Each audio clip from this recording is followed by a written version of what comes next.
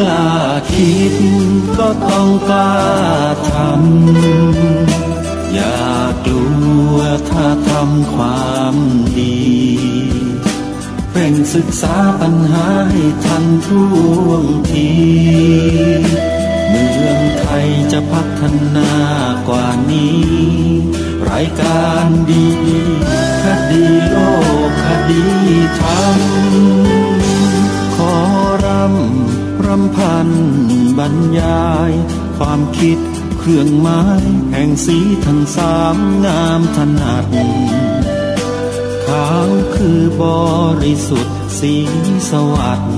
หมายพระไตรรัตน์และธรรมะคุ้มจิตไทยแดงคือโลหิตเราใสซึ่งยอมสละได้เพื่อรักษาชาติศาสนาน้ำเงินคือสีโสภาอันจอมประชาถ้าโปรดเป็นของส่วนองค์จัดริ้วเข้าเป็นไตรรงค์จึงเป็นสีธงที่รักแห่งเราชาวไทยทหารอวตารนำไปยงยุทธวิชัยวิชิตก็ชูเกียรติสยามประเทศไทยที่เจริญมั่นคงมาได้จนถึงทุกวันนี้มิได้เกิดขึ้นจากความหวาดกลัวอย่างคลาดเขลาแต่บรรพบุรุษไทยของเราทุกยุคทุกสมัยล้วนแต่มีความกล้าหาญและชาญฉลาดปกป้องเอกราชสร้างชาติให้เกิดความมั่นคงโดยมีธงแห่งพระไตรรัตน์เป็นเครื่องนำชัยจึงเป็นที่มาที่ไปของรายการคดีโลกคดีธรรมกล้าคิดก็ต้องกล้าทำอย่ากลัวถ้าทำความดีเร่งศึกษาปัญหาให้ทันท่วงทีเมืองไทยจะพัฒนากว่านี้รายการดีคดีโลกคดีธรรมรายการดีคดีโลกคดีธรรม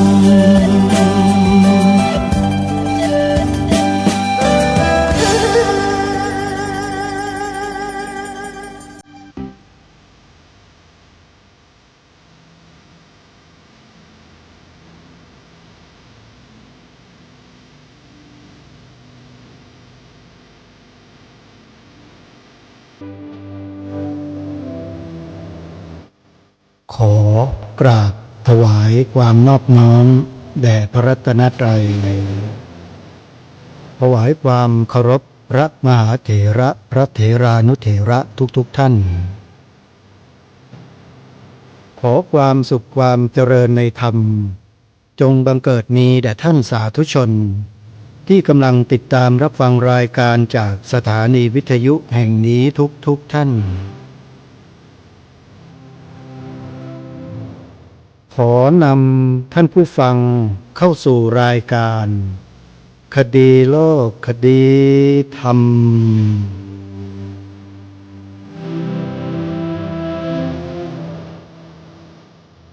พบกันวันนี้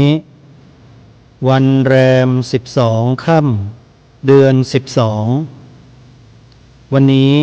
ตรงกับวันจันทร์ที่17พฤศจิกายนพระพุทธศักราช2568รายการคดีโลกคดีธรรมมีให้ท่านผู้ฟังติดตามรับฟังเป็นประจำทุกวันทางสถานีวิทยุพระพุทธศาสนาแห่งชาติคลื่นต่าง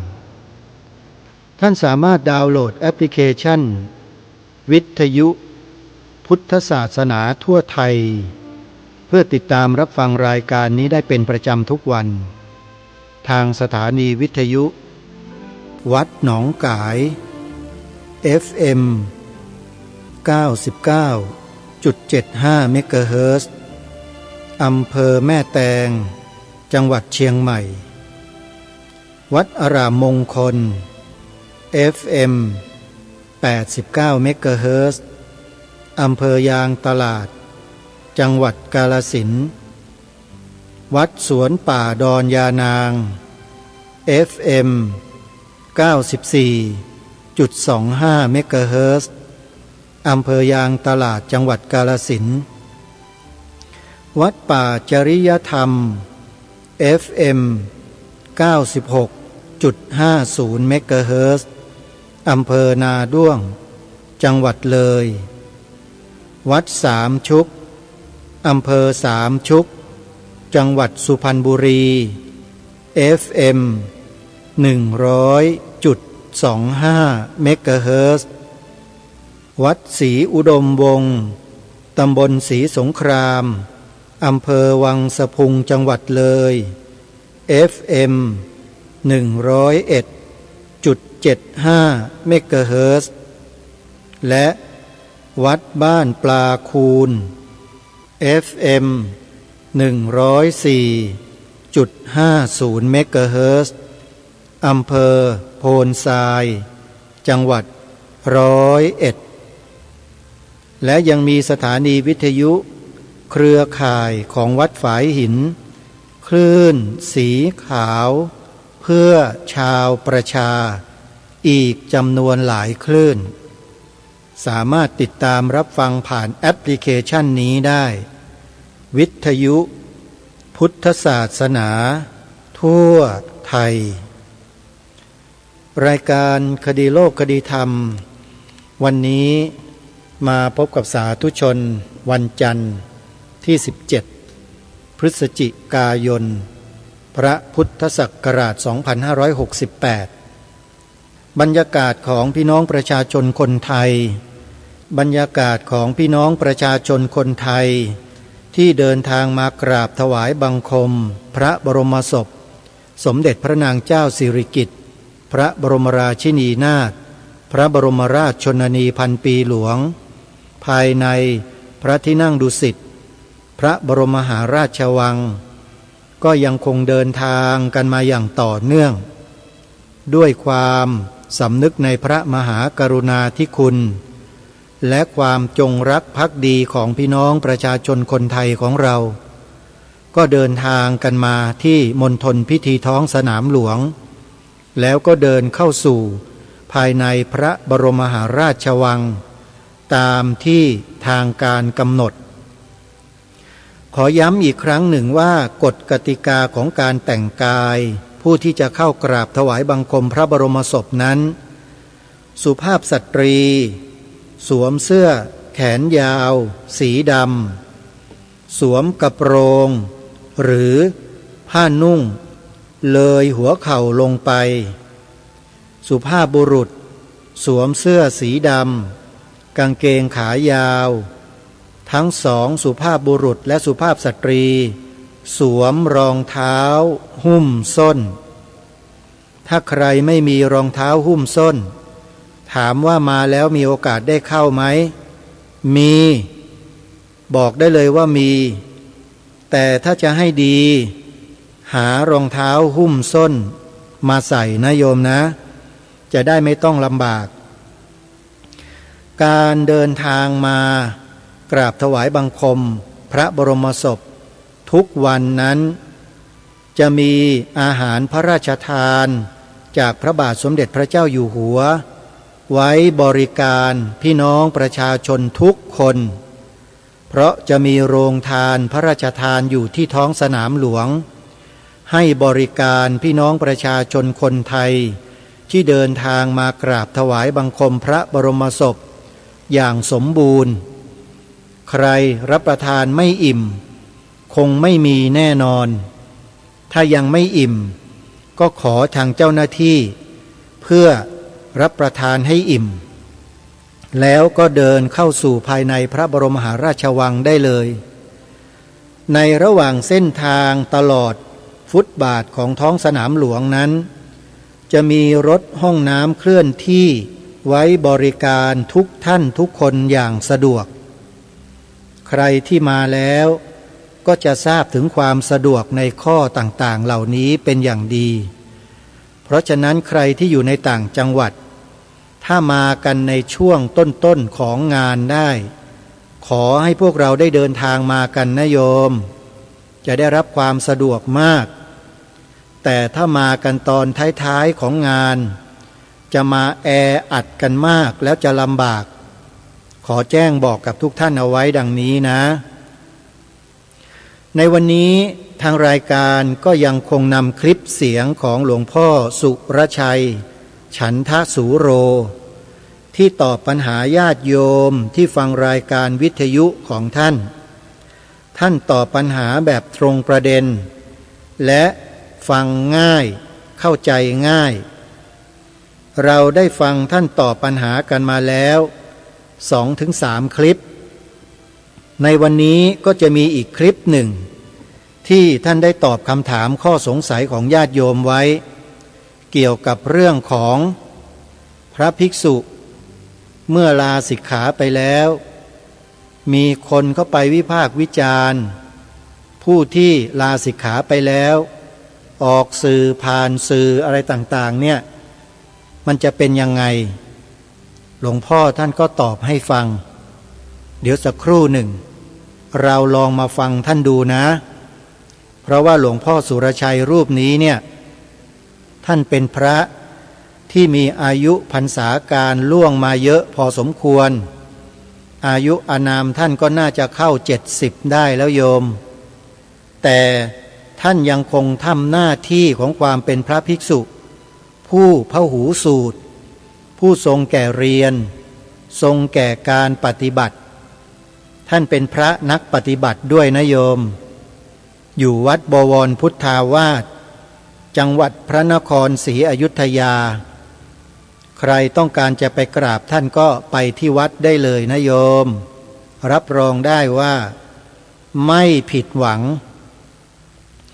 วันนี้ขอเริ่มต้นข่าวประชาสัมพันธ์งานบุญที่จะเชิญชวนศรัทธาสาธุชนร่วมกันส่งเสริมสนับสนุนงานแรกคืองานปริวาสกรรมบวชเนกขัมมะปฏิบัติธรรม10 วัน10 คืนณวัดศรีอุดมวงศ์ตำบลศรีสงครามอำเภอวังสะพุงจังหวัดเลยจัดงานในระหว่างวันที่1 ถึง 10 ธันวาคมที่จะถึงนี้ในงานมีกิจกรรมพิเศษช่วงระหว่างวันที่4 ถึง 5 ธันวาคมทางวัดจัดงานพิเศษแสดงธรรมฟังธรรมปฏิบัติธรรมสอดแจ้งหมายความว่าเทศและฟังธรรมปฏิบัติธรรมกันตลอดทั้งคืนไม่หลับไม่นอนโยมกิจกรรมพิเศษทำเพื่ออะไรท่านเจ้าอาวาสพระครูดมวรานุวัตรท่านจัดงานในลักษณะนี้มาแล้วปีนี้เป็นปีที่29ปฏิบัติธรรมเฉลิมพระเกียรติพระบาทสมเด็จพระบรมชนกาธิเบศรมหาภูมิพลอดุลยเดชมหาราชบรมนาถบพิตรท่านพระครูดมวรานุวัตรจัดกิจกรรมให้ประชาชนมาร่วมกันในคืนวันที่4 ธันวาคมและทำบุญใส่บาตรเช้าวันที่5 ธันวาคมแล้วพร้อมกันอุทิศถวายเป็นพระราชกุศลแด่องค์บูรพมหากษัตริย์มาโดยตลอดปีที่29ปีนี้ถามว่าท่านทำไปเพื่ออะไรในคืนวันที่4 ธันวาคมเดี๋ยวท่านจะมาตอบบนเวทีเสวนาในคืนนั้นญาติโยมคอยติดตามรับฟังผ่านสถานีวิทยุผ่านเฟซบุ๊กของวัดศรีอุดมวงศ์Official Fan Page และของวัดป่าจริยธรรมและเฟซบุ๊กของอาตมาภาพจะทำการถ่ายทอดสด ให้ญาติโยมได้ติดตามรับชมกันตลอดทั้งคืนเลยคืนวันที่4 ธันวาคมนะโยมนะเพราะฉะนั้นงานนี้จำเป็นจะต้องเปิดโอกาสให้บรรดาญาติโยมพุทธบริษัททั่วไปเนี่ยช่วยกันส่งเสริมสนับสนุนทำบุญถวายปัจจัยเป็นค่าดำเนินการต่างๆภัตตาหารน้ำปานะค่ายานพาหนะของพระสงฆ์ที่มาอยู่ปริวาสกิจกรรมอื่นๆที่เตรียมงานจัดงานสถานที่ค่าใช้จ่ายต่างๆนะโยมการทำงานเนี่ยมีค่าใช้จ่ายแล้วพระสงฆ์เนี่ยต้องอาศัยอุบาสกอุบาสิกาญาติโยมเรานี่แหละช่วยกันคนละไม้คนละมือคนละเล็กคนละน้อยแต่ถ้าหากทุกคนช่วยกันทำมันจะเป็นพลังมหาศาลได้ญาติโยมขอให้เราได้ร่วมด้วยช่วยกันนะใครจะร่วมทำบุญสนับสนุนกิจกรรมงานปริวาสกรรมวัดศรีอุดมวงศ์ติดต่อสอบถามร่วมบริจาคได้ที่หมายเลขโทรศัพท์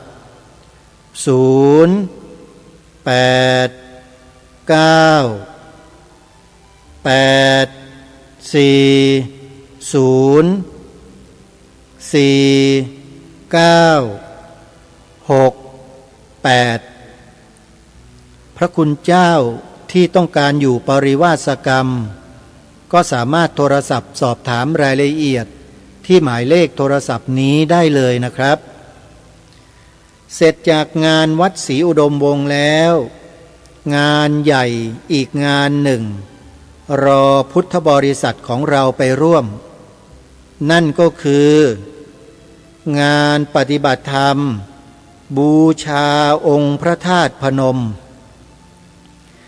งานปฏิบัติธรรมบูชาองค์พระธาตุพนมปีนี้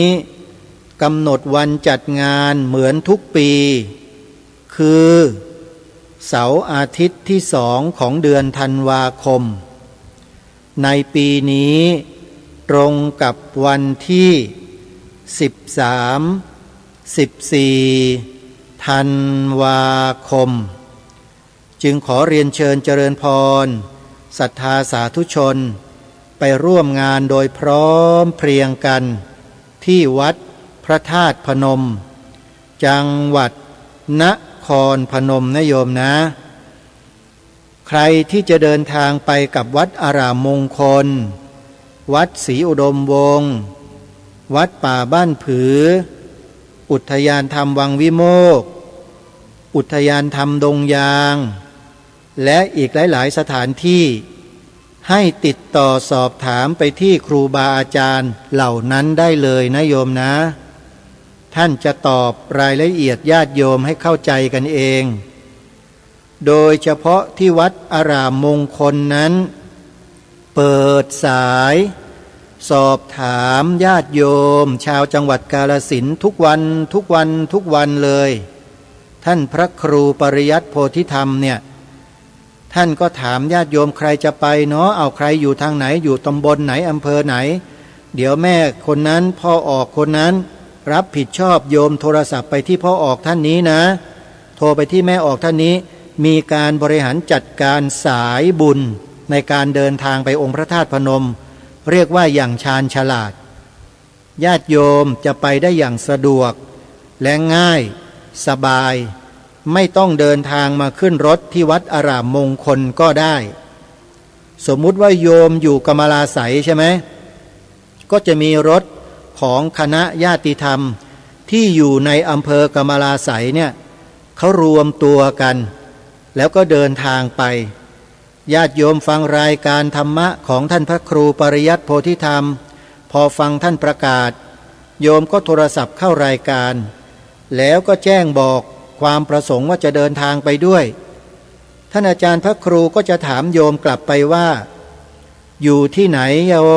ยมอยู่ที่ไหนอยู่ตำบลอำเภออะไรเดี๋ยวติดต่อกับพ่อออกท่านนี้นะแม่ออกท่านนี้นะเพียงแค่นี้แหละโยมเรียบร้อยโยมนี่สบายมากๆเลยนี่คือการบริหารจัดการเรียกเป็นภาษาทางด้านเทคนิค ที่ฝรั่งเขาสอนพวกเราบอกพวกเราเขาบอกว่า management นะเขาเรียกว่าการบริหารจัดการญาติโยมถือว่าวัดอารามมงคลนั้นสุดยอดในเรื่องนี้อยู่แล้วนี่คืองานที่องค์พระธาตุพนมนะใครจะไปก็ติดต่อครูบาอาจารย์ได้เลยเบอร์โทรศัพท์วัดอารามมงคลนะโยมใครจะไปกับพระครูนะอาจารย์พระครูท่านบอกเบอร์ไว้นิดหนึ่งเส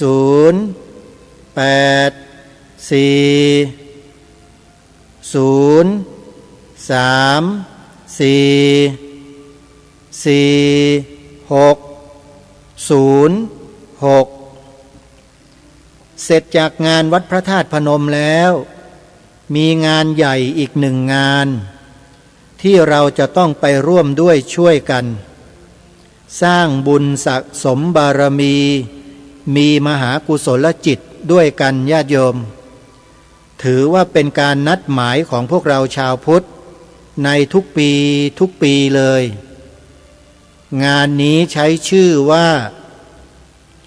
ปฏิบัติธรรมสัญจร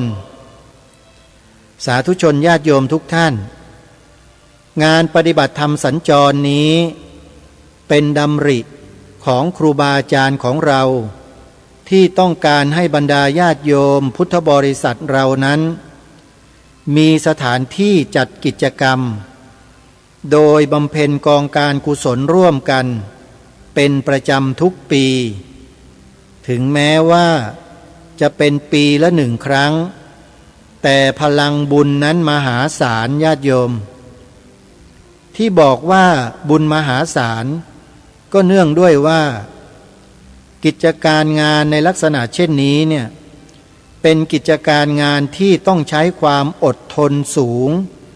ความเพียรสูงจิตใจตั้งมั่นเป็นสมาธิสูงมีสติสูงมีปัญญาสูงพอสมควรจึงจะสามารถดำรงตนให้อยู่ในสถานที่จัดงานได้ตลอดรอดฝั่งเพราะหนึ่งต้องนั่งอยู่กลางแจ้งไม่หลับไม่นอนกลางคืนอากาศเย็นหนาวน้ำค้างแรงเราต้องนั่งฟังพระธรรมเทศนาที่ครูบาอาจารย์ท่านมาแสดงมากล่าวให้เราได้ฟังกันตลอดทั้งคืนอันนี้ถือว่าเป็นการบำเพ็ญบารมีที่สุดยอดที่หาทำได้ยากโยมลำพังเราไปทำเองเนี่ยทำกันได้ไหมล่ะโยมไปนั่งจุ้มปุ๊กอยู่คนเดียวอะที่หน้าพระธาตุนาดูลที่องค์พระธาตุนาดูลนะโยมแล้วก็ไปนิมนต์พระมาเทศให้เราฟังทั้งวันทั้งคืนเนี่ยเราไปคนเดียวนี่พระจะมาเทศให้เราฟังไหมโยมพระท่านก็คงจะนึกแล้วนึกอีกนะว่ายายคนนี้เป็นอะไรเนี่ยมานิมนต์ข้าพเจ้ามาเทศให้ฟังคนเดียวกลางแจ้งดึกเดินถึงเช้าอะไรอย่างเงี้ยไม่มีหรอกโยมทำไม่ได้ยกเว้นเสียแต่รวมหมู่กันเป็นจำนวนมากๆแล้วก็เดินทางร่วมกันไปทำกิจกรรมร่วมกันอย่างนี้แหละเรียกว่ากิจกรรมรวมหมู่ครูบาอาจารย์เมื่อทราบแล้วท่านก็อนุเคราะห์ให้พวกเราเนี่ยได้เดินทางไปร่วมกิจกรรมด้วยกันแถมอำนวยความสะดวกให้แก่เราด้วยเห็นหรือยังญาติโยมนี่คือความเมตตาจิตของครูบาอาจารย์ของเราถึงแม้ว่าท่านจะเหนื่อยยากลำบากกว่าญาติโยมหลายเท่าแต่ท่านก็ยินดีที่จะทำให้กิจกรรมนี้เกิดขึ้นเพราะอะไรเพราะหนึ่งเป็นห่วงญาติโยมพุทธบริษัทของเรากลัวว่าญาติโยมนั้นจะไม่ได้สร้างบุญสร้างกุศลต่อเนื่องอยู่กับบ้านเฉยๆเนี่ยมันจะไม่ได้บุญไม่ได้กุศลเหมือนอย่างที่เราออกไปนอกสถานที่แล้วมีญาติธรรมรวมกันอยู่จำนวนมากๆทำให้จิตใจเรานั้นเบิกบานสดชื่นแข็งแกร่งพร้อมที่จะสร้างบุญสร้างกุศลบำเพ็ญบารมีกันอย่างเต็มที่เลย จริงหรือไม่ญาติโยมที่เคยไปมาแล้วก็จะทราบในข้อนี้เป็นอย่างดีนะโยมนะ นี่แหละคือสิ่งที่ครูบาอาจารย์เหล่านั้นท่านมุ่งหวังท่านปรารถนาจะให้พวกเราชาวพุทธเนี่ยมีกำลังบุญกำลังกุศลที่เข้มแข็งแข็งแกร่งให้มากยิ่งขึ้นมากยิ่งขึ้นจึงขอเรียนเชิญเจริญพรศรัทธาสาธุชนนะงานปฏิบัติธรรมสัญจรต้นปีพระพุทธศักราช 2569 จะจัดให้มีขึ้นณพระธาตุนาดูลพระธาตุนาดูลอยู่ที่อำเภอนาดูลจังหวัดมหาสารคามศรัทธาสาธุชนที่เคยไปร่วมกิจกรรมกันมาบ้างแล้วก็คงจะได้รับความประทับใจกันไม่มากก็น้อยนะโยมนะปีนี้ครูบาอาจารย์ของเราได้กำหนดวันจัดกิจกรรมปฏิบัติธรรมสัญจรขึ้นไว้เรียบร้อยแล้วเราจะไปรวมกันในวันที่17 18 มกราคมพระพุทธศักราช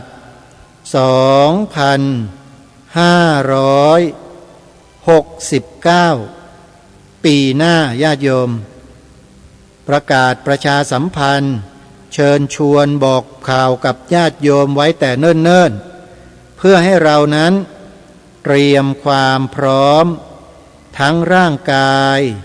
และจิตใจของเราเพื่อไปร่วมกันสร้างบุญกุศลบารมีด้วยกันญาติโยมใครที่จะเดินทางไปกับครูบาอาจารย์ไม่ว่าจะเป็นพระครูดมวรานุวัตรวัดศรีอุดมวงศ์พระครูปริยัติโพธิธรรมวัดอารามมงคลพระมหาศิลป์คุตตวัฒโนหรือท่านพระครูประภัสสมาธิคุณวัดป่าบ้านผือหรือจะเป็นพระอาจารย์ประหลัดเดชาอาสโพวัดสวนป่าดอนยานางหรือจะเป็นท่านพระครูสมุนิติศาสตร์ยานิสโรวัดบ้านปลาคูนอำเภอโพนทรายจังหวัด101ท่านก็จะไปกับเราด้วยเหมือนกันโยมลองโทรศัพท์ไปสอบถามครูบาอาจารย์นะและก็อีกหลายๆสายที่มีความจำนงในเบื้องต้นกันไว้ญาติโยมโทรศัพท์สอบถามครูบาอาจารย์เราได้นะโยมนะอาตมาภาพก็ได้แต่ประชาสัมพันธ์บอกข่าวให้ทราบในเบื้องต้นอย่างนี้นะเสร็จจากงานปฏิบัติธรรมสัญจรที่พระธาตุนาดูลแล้วจะมีการปฏิบัติธรรมสัญจรครั้งต่อไปที่วัดพระธาตุเชิงชุมพระธาตุเชิงชุมอยู่จังหวัดสกลนครญาติโยมเรายังไม่เคยไปทำกิจกรรมปฏิบัติธรรมสัญจรกันที่นั่นเลยในครั้งนี้หลังจากเสร็จกิจกรรมที่พระธาตุนาดูลแล้วก็จะมีการประสานงานไปที่วัดพระธาตุเชิงชุมเพื่อขออนุญาตใช้พื้นที่ของทางวัดจัดงานปฏิบัติธรรมสัญจรกันในครั้งต่อไปญาติโยมและเดี๋ยวในวันงานปฏิบัติธรรมสัญจรที่พระธาตุนาดูลเนี่ยก็จะมีข่าวดีแจ้งให้แก่พวกเราทราบในงานนั่นแหละเชื่อว่าภายในเดือนพฤศจิกายนเดือนนี้เดือนธันวาคมเดือนหน้าเดือนมกราคมปีหน้าครูบาอาจารย์ของเราคงจะได้มีการประสานงานไว้เสร็จสิ้นเรียบร้อยแล้วก็จะนำไปประกาศบอกญาติโยมในงานที่พระธาตุนาดูลด้วยเพราะฉะนั้นเราก็จะทราบกิจกรรมงานปฏิบัติธรรมสัญจรในครั้งต่อไปที่งานพระธาตุนาดูลนะโยมนะคอยติดตามข้อมูลข่าวสารจากครูบาอาจารย์ของเรานะโยมนะอาตมาก็จะมาแจ้งประกาศบอกญาติโยมถ้าทราบข้อมูลนะยังไงก็ตามขอให้เรานั้น ได้สั่งสมกำลังวังชาของเราไว้ให้ดีอย่าให้กำลังเราร่อยหรอไปก่อนนะโยมเพราะกิจกรรมในลักษณะเช่นนี้เนี่ยเป็นกิจกรรมที่หาจัดหาทำกันยากไม่มีวัดใดๆในประเทศไทยหรอกญาติโยมที่ยอมลำบากตรากตรำจัดกิจกรรมในลักษณะเช่นนี้แล้วให้พวกเราไปสั่งสมบารมีธรรมร่วมกันเนี่ยโยมหายากโยมไปหาดูเถอะในประเทศไทย70 กว่าจังหวัดเนี่ยโยมมีจังหวัดไหนบ้างที่ครูบาอาจารย์เสียสละสังขารร่างกายเสียสละเวลาจัดกิจกรรมในลักษณะเช่นนี้ให้แก่พวกเราเนี่ยญาติโยมลองไปสืบค้นดูนะอาตมาภาพคิดว่าไม่มีนะโยมนะหายากมากเมื่อมีแล้วขอให้เราตั้งใจตั้งอกมาแต่ไกลตั้งใจมาแต่บ้านตั้งปณิธานในใจกันให้มั่นคงแล้วเราก็ดำรงมั่นด้วยสติและสมาธิเดินทางไปร่วมกิจกรรมดังกล่าวร่วมกับครูบาอาจารย์และญาติธรรมของเรานะบอกแล้วนะโยมว่างานแบบนี้ไม่มีหาจัดหาทำและไปร่วมกิจกรรมกันได้ง่ายๆนะโยมไม่มีใครใคร่ที่จะจัดกิจกรรมเหล่านี้ให้พวกเราได้มีโอกาสไปร่วมงานกันหรอกขอแจ้งบอกเอาไว้เลยนะฮะนี่ก็เป็นอีกงานหนึ่งที่แจ้งประกาศประชาสัมพันธ์ให้ทราบและยังมีอีกงานหนึ่งอยู่ที่อำเภอนาด้วงจังหวัดเลยอันนี้ญาติโยมชาวจังหวัดเลยเนี่ยไม่ควรพลาดนะโยมงานนี้ขอบอกเลยว่าเป็นงานที่ญาติโยมชาวจังหวัดเลยยังไม่เคยไปร่วมไปจัดไปทำเลยด้วยและถือว่าน่าจะเป็นงานครั้งแรกนะโยมเป็นงานครั้งแรกที่อำเภอนาด้วงจังหวัดเลยจะจัดให้มีขึ้นงานนี้ถ้าเอ่ยชื่องานแล้วเนี่ยญาติโยมชาวอำเภอนาด้วงและชาวจังหวัดเลยที่รู้จักสถานที่แห่งนี้คงหายสงสัยเลยแหละส่วนจะเดินทางไปร่วมงานหรือไม่นั้นก็แล้วแต่ญาติโยมจะตัดสินใจโยมฟังชื่องานนะงานนี้เขาให้ชื่อว่ากิจกรรมงานเปิดถ้ำประกายเพชรนั่นแน่ญาติโยมชาวอำเภอนาด้วงฟังรายการจากสถานีวิทยุวัดป่าจริยธรรม 96.50 เมกะเฮิรตซ์ในรายการขณะนี้ร้องอ๋อกันทุกคนแล้วใช่ไหมโยมกิจกรรมงานเปิดถ้ำประกายเพชรเขาจัดกันในเดือนธันวาคมนะโยมวันอาทิตย์ที่7 ธันวาคมพระพุทธศักราช 2568 ตรงกับวันแรม2 ค่ำเดือนอ้ายเวลาอ่านเดือนหนึ่งเนี่ยเขาไม่อ่านหนึ่งนะโยม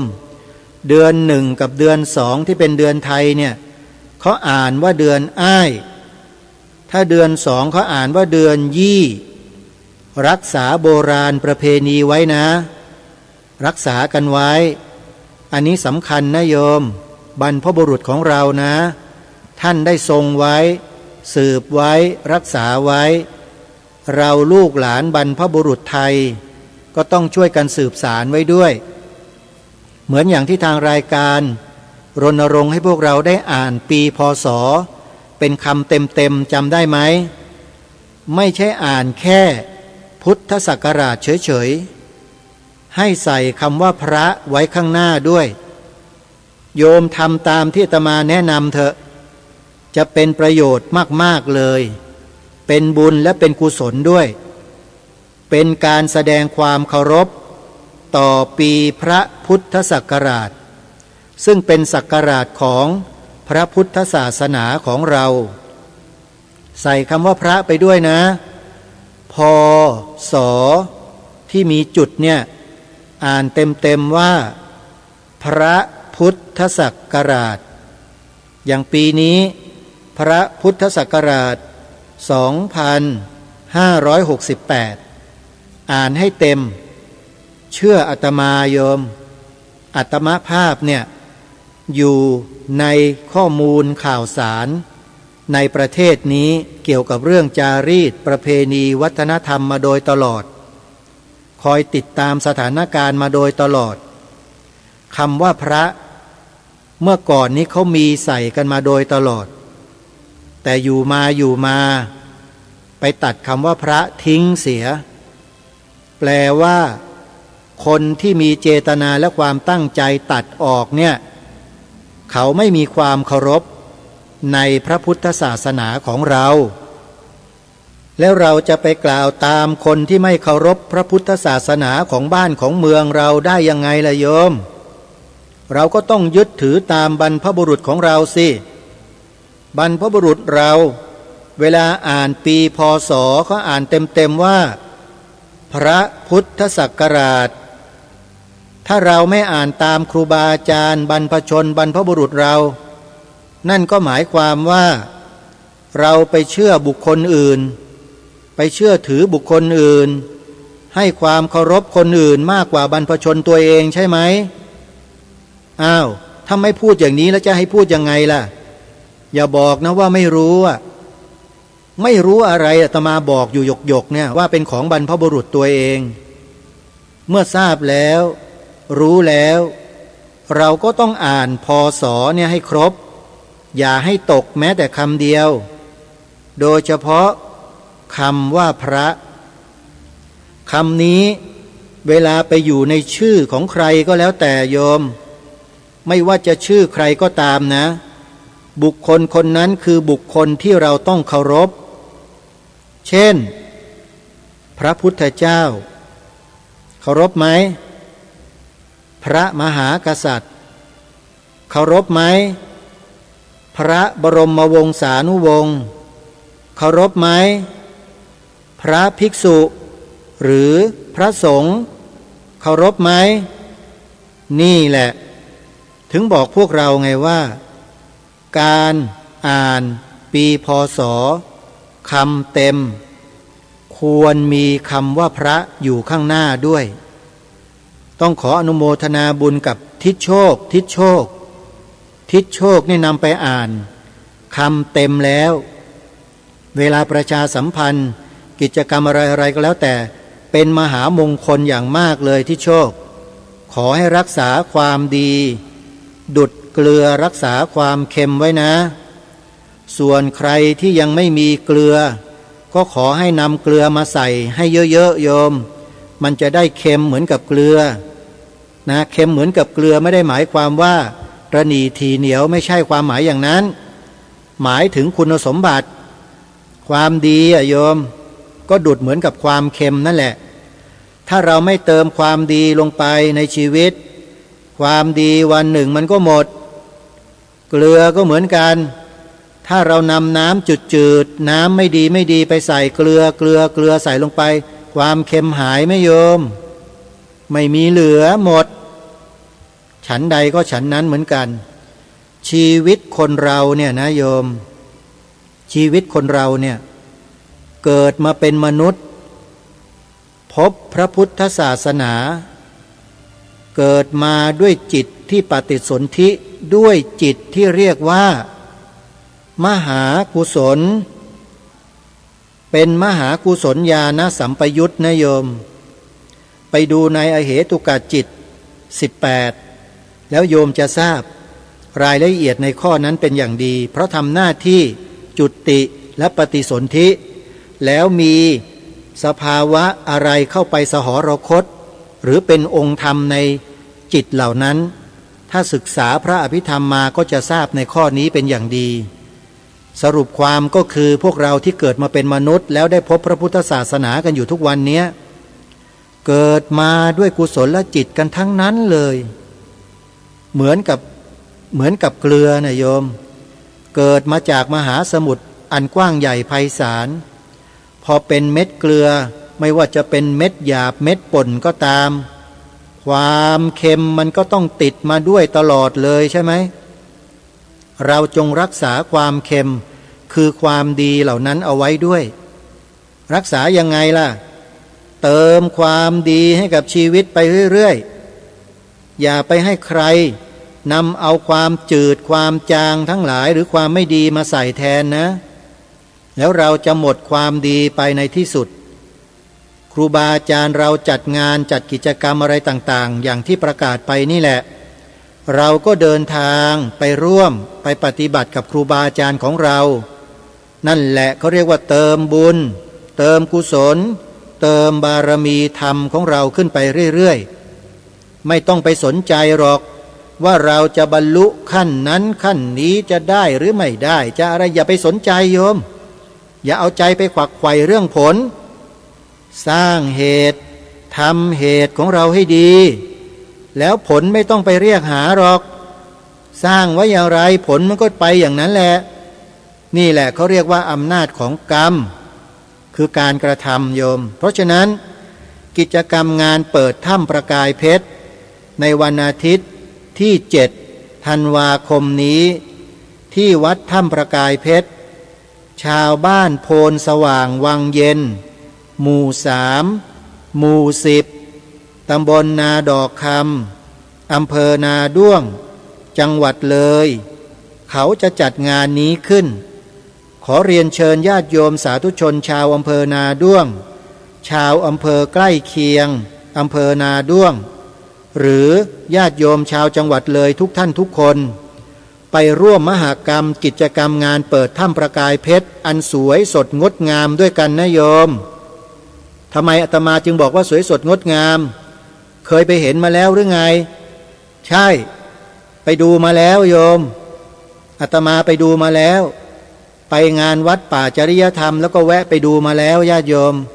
เห็นด้วยตาตัวเองเลยขอบอกนะโยมถ้าชาวต่างประเทศเขามาเห็นเนี่ยโยม